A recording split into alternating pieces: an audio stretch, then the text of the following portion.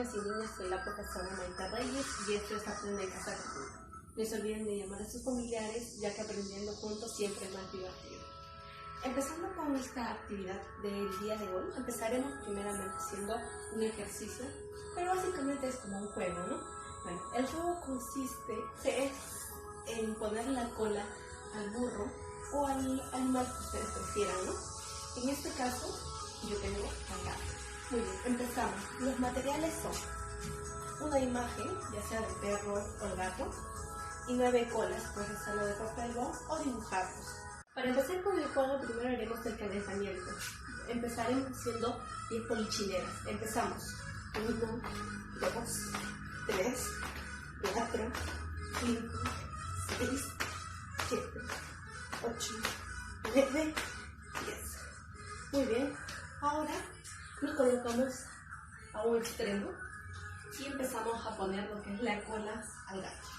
Empezaremos primeramente con lo que es el skipping. Lo haremos de manera rápida. Muy bien, y regresamos. Ahora haremos lo que es el salto de los pies. 1, 2, 3, 4. Y regresamos. Ahora haremos el salto de un pie, o sea, el caso del pie derecho. Empezamos. 1, 2, 3, 4. Muy bien, regresamos y hacemos el salto del pie izquierdo. 1, 2, 4. Muy bien. Regresamos y hacemos el salto alterado. 1, 2, 3, 4, 5, 6. Regresamos. Empezamos a correr lo que es el corrido rápido. Ahora haremos el sapito. 1. Muy bien. Regresamos y hacemos lo que es punta y talón, paso a paso. Punta, talón, punta y talón. Y colocamos la colita. Muy bien.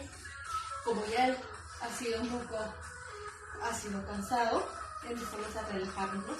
Inhalamos, exhalamos y caminamos lentamente. Inhalando, exhalando. Inhalamos, exhalamos. Muy bien, y así termina este juego.